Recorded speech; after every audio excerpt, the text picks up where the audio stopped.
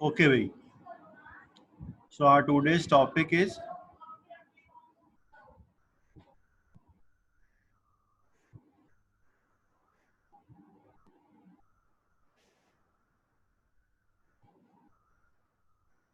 right. Our today's topic is principle of moments and center of mass.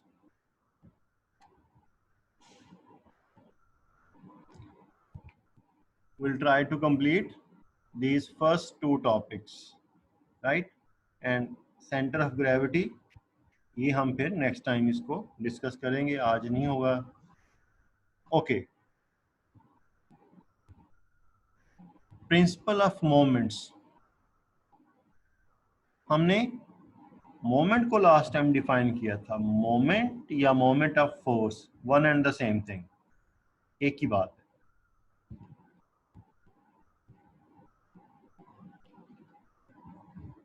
Moment mean when we apply a force on a body, this force rotate the body. ठीक है. अगर हम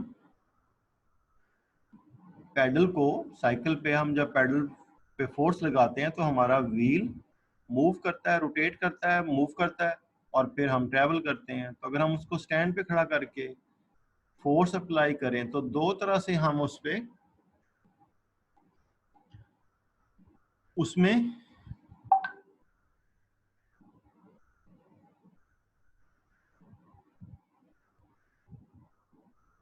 okay.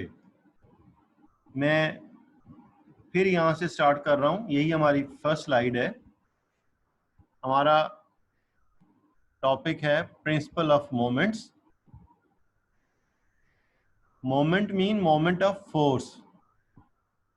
When we apply a force on a body, the force rotate the body. That is called turning effect of force. जिसे हमने moment of force कहा था, अब shortly हम उसे moment कहेंगे. तो moment mean moment of force, turning effect of force.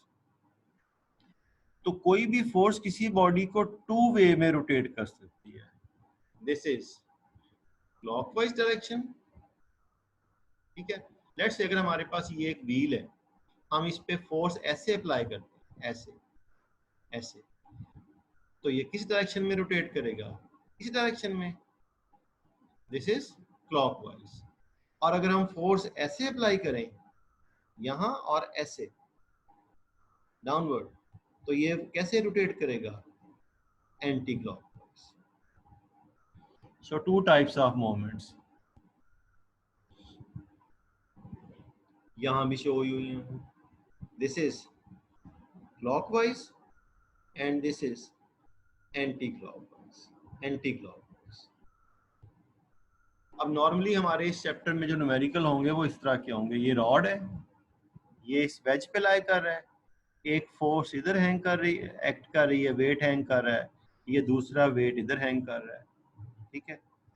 अब ये वेट फोर्स है, तो ये जो वेट है, ये जो फोर्स है, ये इस बॉडी को, इस रॉड को किस डायरेक्शन में रोटेट करवाएगा? In the clockwise direction. और ये फोर्स क्या करेगी? ये इस बॉडी को किस डायरेक्शन में रोटेट करवाएगी? इस डायरेक्शन में. और ये कौन सी डायरेक्शन है? Anti clockwise. तो ये फोर्स इस रॉड को इधर लेके जाएगी, इधर. सो क्लॉकवाइज और एंटी क्लॉकवाइज का कॉन्सेप्ट हमने डिस्कस किया. अब एक बात और, वो क्या है कि नॉर्मली अब जैसे यहाँ पे क्लॉकवाइज है, ये एक पॉजिटिव सेंस बनती है, और एंटी क्लॉकवाइज एक अपोजिट नेगेटिव सेंस बनती है. But clockwise torque is taken as negative and anti clockwise torque is taken as positive. तो फिजिक्स में इस टॉपिक में थोड़ा सा ये अजीब लगता है कि हम एंटी क्लॉकवाइज टॉर्क को लेंगे पॉजिटिव टॉर्क, पॉजिटिव रोटेशन, और क्लॉकवाइज टॉर्क को हम लेंगे नेगेटिव. जब हम न्यूमेरिकल करेंगे तो ये चीज हम वहां पे यूज करेंगे. तो याद रखें, अब ये जो काउंटर क्लॉकवाइज है, इट मींस एंटी क्लॉकवाइज. तो anti clockwise direction is defined as positive and clockwise is negative.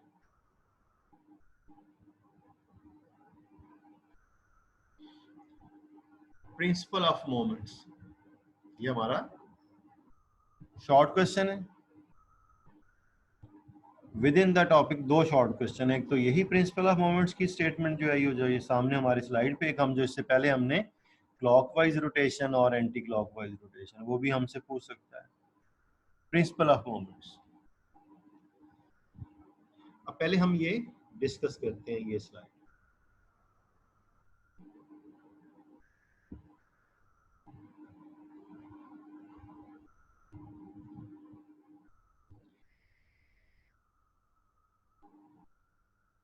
Okay, तो ये हमारे पास एक रॉड लाइक ऑब्जेक्ट है. ये it is lying on this wedge. इसका वेट 10 न्यूटन है, इसका वेट भी 10 न्यूटन है ब्लू का, right. 10 newton, same weight, equal weights. This is center. This green is sitting on the same distance as the blue one. Both are sitting at the same distance from the center, 10 meter, 10 meter. And if we calculate the torque moment of force of green, that is force into distance. Force is 10 Newton and moment arm is 10 meter, 10 into 10, 100 Newton meter. Moment of green. Now we calculate the moment of blue, purple. Force into moment arm, 10 into 10, 100 Newton meter.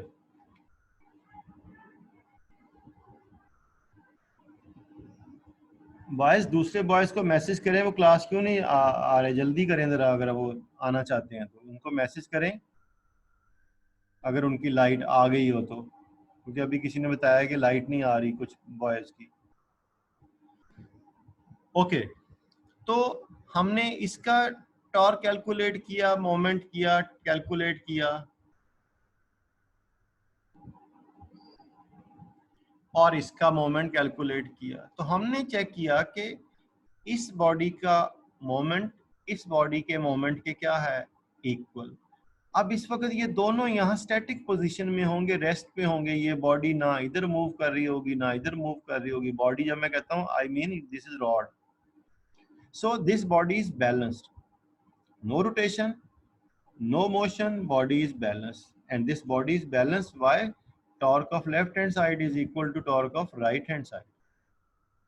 अब हम left hand side और right hand side नहीं कहेंगे. ये जो purple body है ये इस रॉड को किधर लेके जा रही है, in the clockwise direction, in the clockwise direction.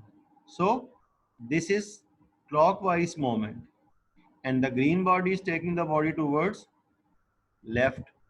This is anti-clockwise. इसका जो इस बॉडी का जो वेट है, इसकी जो फोर्स है, वो इस रॉड को एंटी क्लॉकवाइज लेके जाएगी. But body is balance. Why? Because moment of anti clockwise side is equal to moment of clockwise. तो ये बॉडी सिर्फ और सिर्फ इसलिए बैलेंस है. अगर ये राइट या ब्लू दोनों में से कोई एक अपनी प्लेस चेंज कर ले,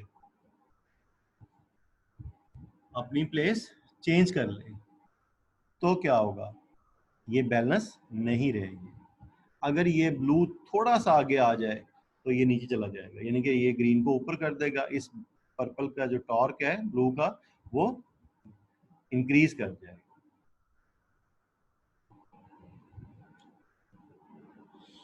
अब ये एग्जांपल लेते हैं. Again this is wedge, this is rod, this is a seesaw, right. इसे हम पिवट भी कहते हैं, the point around which a body rotate. Fulcrum भी कहते हैं.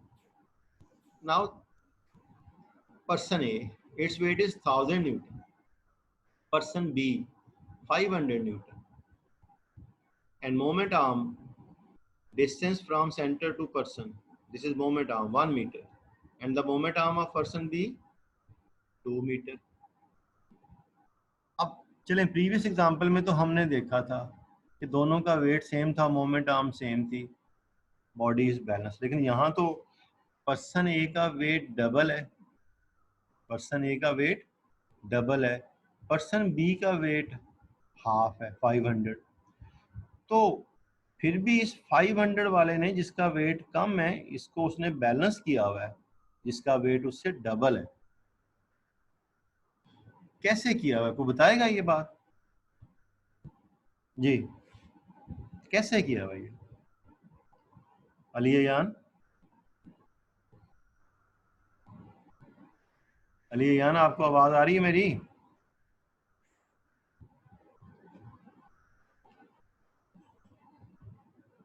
चलो, अलीयान गायब ही हो गया, क्वेश्चन का आंसर देने की बजाय गायब ही हो गया। ओके, और कोई बताना चाहे? जवाहिर,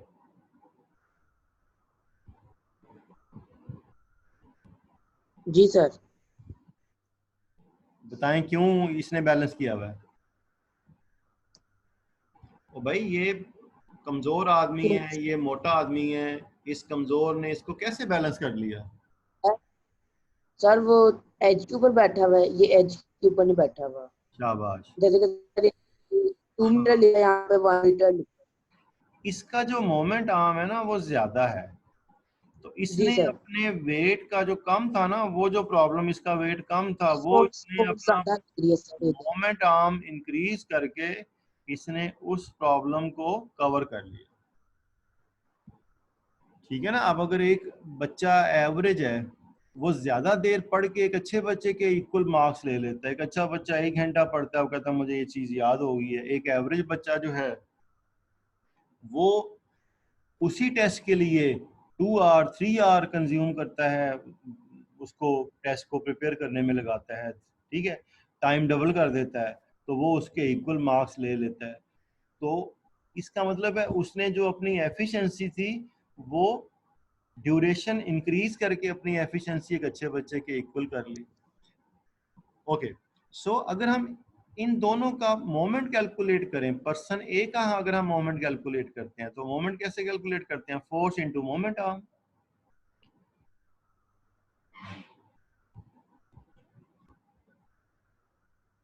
बॉयज, आप इतनी लेट क्यों ज्वाइन कर रहे हैं क्लास? बेटा जरा जल्दी किया करें। तो this is force, this is moment arm. तो इस पर्सन ए का जो टॉर्क है, जो मोमेंट है, वो कैलकुलेट करेंगे हम force into moment arm 1000 into 1000 newton metre. But when we calculate the torque of person B, वो हम कैसे कैलकुलेट करेंगे? Force into moment arm. Force is 500 and moment arm is 2 metre, right? So 500 into 2, 500 into 2 क्या आ जाएगा? 1000। अब देखें दोनों का मोमेंट क्या है? सेम। तो अब ये सीसॉ इसलिए बैलेंस है, ये बॉडी इसलिए बैलेंस है कि इन दोनों का जो मोमेंट है, इसका मोमेंट क्लॉकवाइज है, ये डायरेक्शन, और इसका मोमेंट एंटी क्लॉकवाइज है। So clockwise moment is equal to anti clockwise moment. So this body is balanced only due to their moments are equal. Clockwise moment is equal to anti-clockwise moment.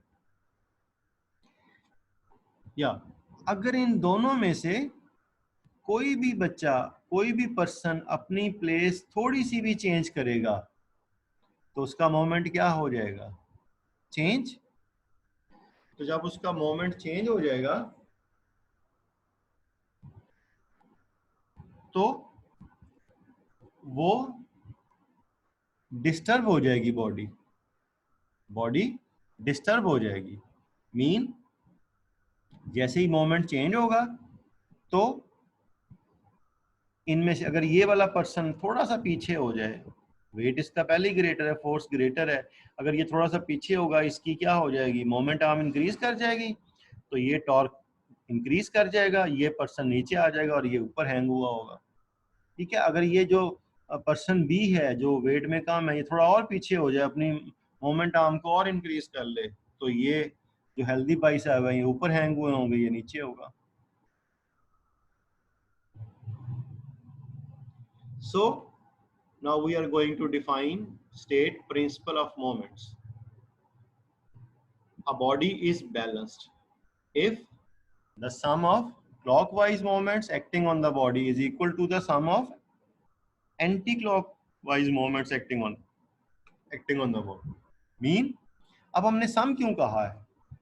अगर एक तरफ दो बच्चे बैठे हैं, एक तरफ एक बच्चा बैठा है, फिर भी बैलेंस कर सकते हैं हम।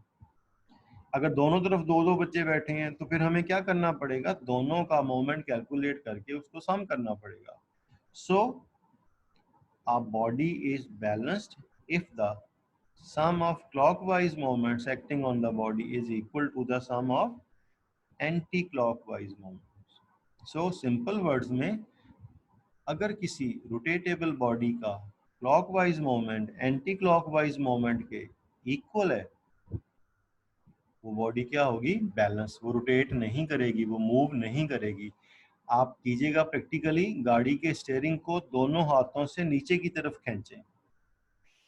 जब हम गाड़ी चलाते हुए स्टीयरिंग को टर्न करते हैं, उस वक्त तो हम जो फोर्स अप्लाई करते हैं वो हम एक हाथ से नीचे और दूसरे हाथ से ऊपर करते हैं, फिर वो रोटेट होता है। लेकिन अगर हम दोनों हाथों से नीचे की तरफ फोर्स अप्लाई करें तो स्टीयरिंग रोटेट नहीं होगा।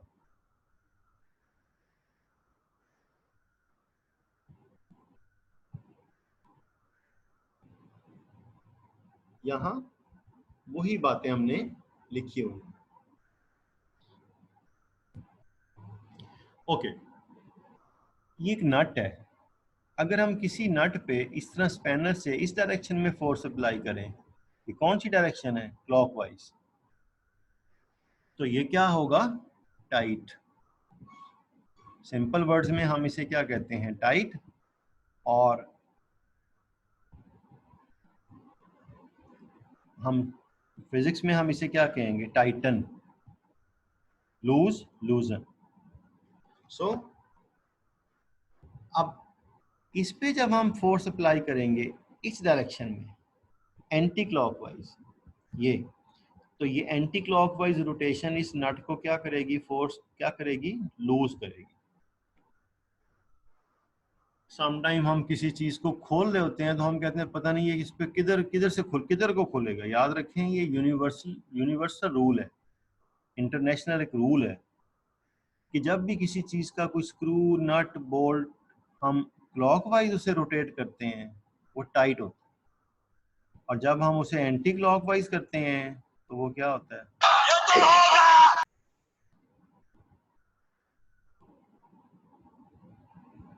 अली अहमद, अली अहमद जी सर। बेटा ये क्या हुआ, और मैंने क्या किया है? आपकी तरफ से मुझे लगा आवाज आई है ये। और मेरा माइक ही बंद है, देखिए देखें, ये साइन आता है जब बंद होता है, तो देख लिया करें मेरा माइक ही बंद है। लेकिन जो बच्चा थोड़ी देर के लिए करता है ना वो यहाँ, वो फिर उसका साइन हमारे पास चेंज हो जाता है। चलें, तो ये हमारे पास याद रखें, किसी भी चीज को हम जब खोल रहे हैं, उसका ढक्कन खोल रहे हैं, नट, स्क्रू, कोई चीज, तो हमने उस पे ये सीड ने किया था, ये सीड ने किया था, एंटी क्लॉकवाइज हमने उसको रोटेट करना होता है लूज करने के लिए, और किसी चीज को टाइट करने के लिए क्लॉकवाइज।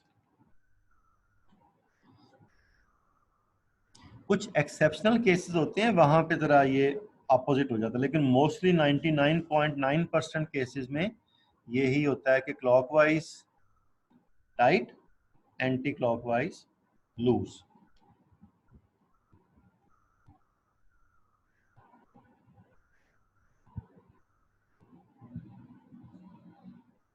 ये हमारे पास एग्जांपल है बुक की 4.4 A meter rod is supported at its middle point.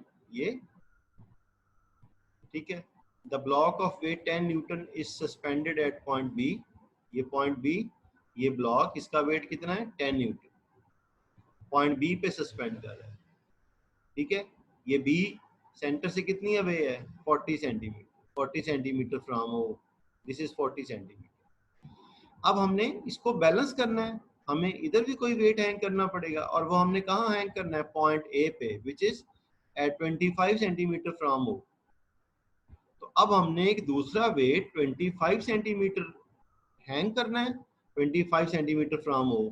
तो हमने बताना है कि इस बॉक्स का इस फोर्स ये फोर्स कितनी होगी, इसका वेट कितना होगा.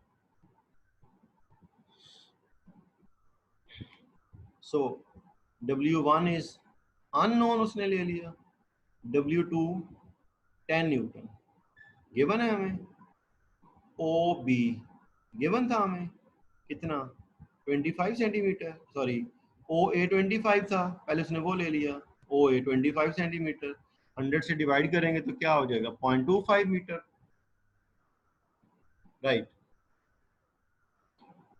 और OB ये डिस्टेंस 40 सेंटीमीटर था.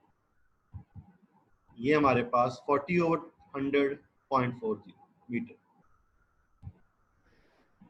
ये हमने फाइंड करना है. प्रिंसिपल ऑफ मोमेंट्स क्या, clockwise moments is equal to anti clockwise moment. अब इसका जो मोमेंट है वो क्लॉकवाइज है, तो किसी भी फोर्स का मोमेंट हम कैसे कैलकुलेट करते हैं. तो उसने लिख दिया ये moment of weight 2 is equal to moment of weight 1, क्योंकि बॉडी इस वक्त क्या है बैलेंस.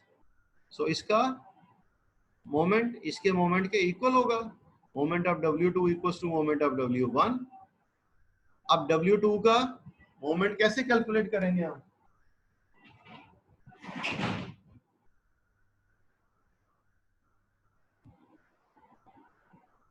ये अब अब उसने यहाँ पे चेंज कर दिया. इसका मोमेंट इधर लिख दिया और इसका मोमेंट इधर लिख दिया. क्यों, जो चीज हमने फाइंड करनी थी उसको उसने लेफ्ट पे ले आया.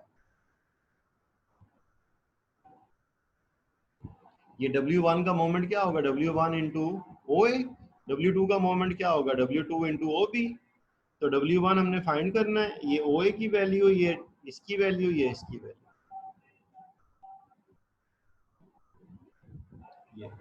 ये आके तो डिवाइड करेगा. इसको सिंप्लीफाई किया, ये आंसर 16 न्यूटन.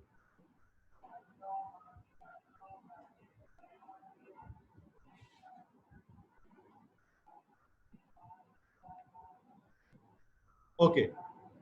अब हमारे पास नेक्स्ट टॉपिक है सेंटर ऑफ मास. इसके लिए पहले हम ये फिगर देखते हैं. ये आपकी बुक वाली ही फिगर है. ये हमारे पास एक सिस्टम है. This is heavy object, heavy body, and this is smaller body, light body. इन दोनों को हमने एक रॉड से क्या कर दिया कनेक्ट. तो अब ये टू बॉडीज का एक सिस्टम बन गया. Law of conservation of momentum chapter 3 में सिस्टम को हम डिफाइन करते हैं. ठीक है. तो ये हमारे पास एक सिस्टम है. अब हम पहले इसका ये वाला केस लेते हैं, या पहले ये ले लें. अब आप मुझे बताएं कि अगर हम किसी दो आदमी के बीच लड़ाई हो जाती है, एक आदमी ने टाई लगाई हुई है, दूसरे ने नहीं लगाई हुई. अब जिसने टाई नहीं लगाई हुई, तो जिसने टाई लगाई हुई है वो उसकी टाई से उसको खींचता है. तो जब वो टाई वाले को टाई से पकड़ के खींचेगा तो मुझे बताएं कि वो आदमी गिरेगा, मुंह की तरफ गिरेगा ना पहले, फिर वो मूव करेगा, यानी कि उसको लेके जा सकते हैं. तो अगर हम इस सिस्टम पे एक फोर्स F यहाँ कहीं अप्लाई कर रहे हैं, इस पॉइंट, थोड़ा ऊपर करके। तो ये सिस्टम, ये बॉडी पहले क्या करेगी, रोटेट, ऐसे टिल्ट होगी क्लॉकवाइज, ऐसे होगी, फिर ऐसे होगी, हम फोर्स लगाए जा रहे हैं, तो फिर क्या होगी, ये मूव। तो ये फोर्स जब हम इस बॉडी पे इस पॉइंट पे लगाएंगे तो ये फोर्स इस बॉडी को पहले क्या करेगी, रोटेट, फिर मूव। पहले वो आदमी गिरेगा, वो फोर्स लगाए रखें, या समझ लें कि अगर हम किसी आदमी की गर्दन में रस्सी डाल के उसको खींचे तो पहले वो जमीन पे गिरेगा, फिर हम उसको घसीटते हुए लेके जा सकते हैं। तो this body will first rotate then move. Okay, अगर हम यही फोर्स अब यहां नीचे की तरफ अप्लाई करते हैं,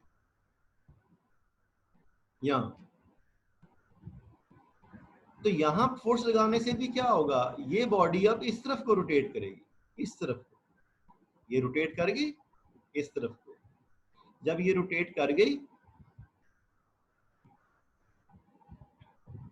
ये रोटेट कर गई, तो फिर ये मूव करेगी। बिल्कुल ऐसे ही है कि अगर हम किसी आदमी के पाँव में रस्सी बांध के उस पर फोर्स अप्लाई करें, पहले वो बेचारा क्या करेगा, पीछे की तरफ गिरेगा, फिर वो हम उसको घसीटते हुए लेके जा सकते हैं। तो this body will first rotate then move, then move. ये मूव।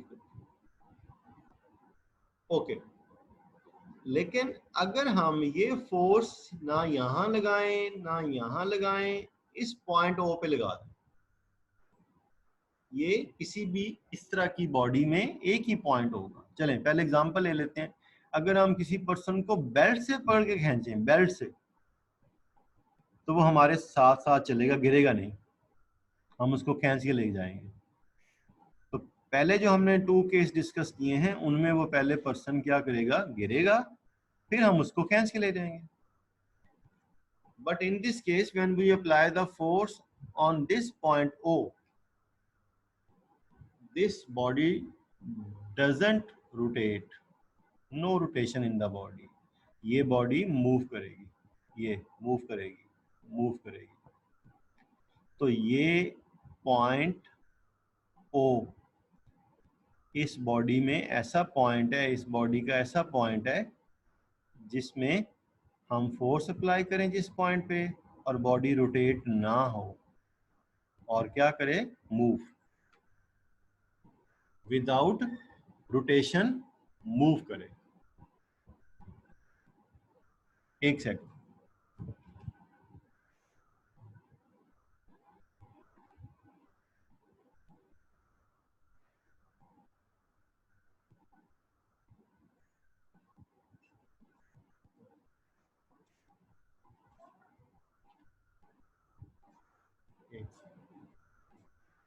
ये नाम लिखो, ये नाम लिखो यहाँ। ओके जी,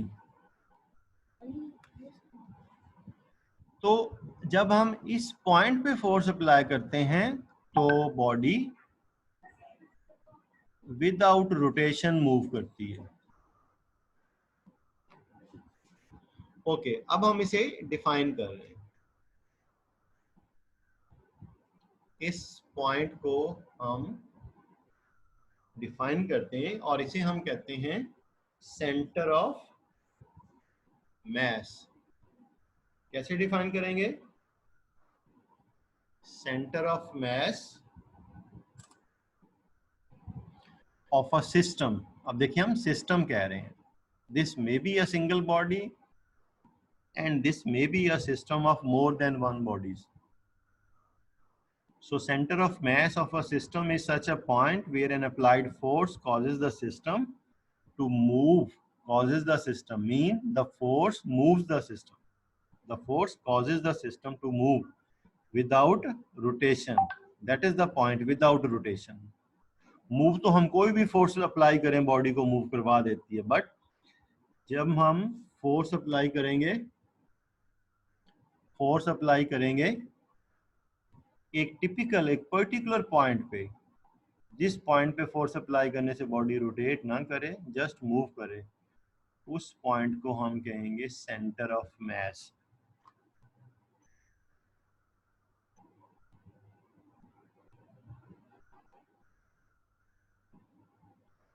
राइट। अब हमारे पास है नेक्स्ट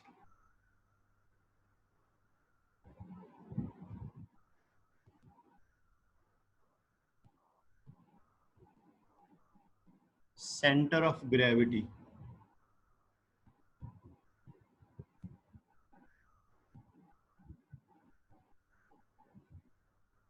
चलिए, अभी हमारे पास टाइम कम है तो हम इसको स्टार्ट नहीं करते हैं।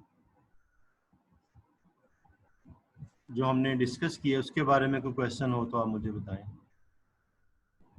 जी। No sir.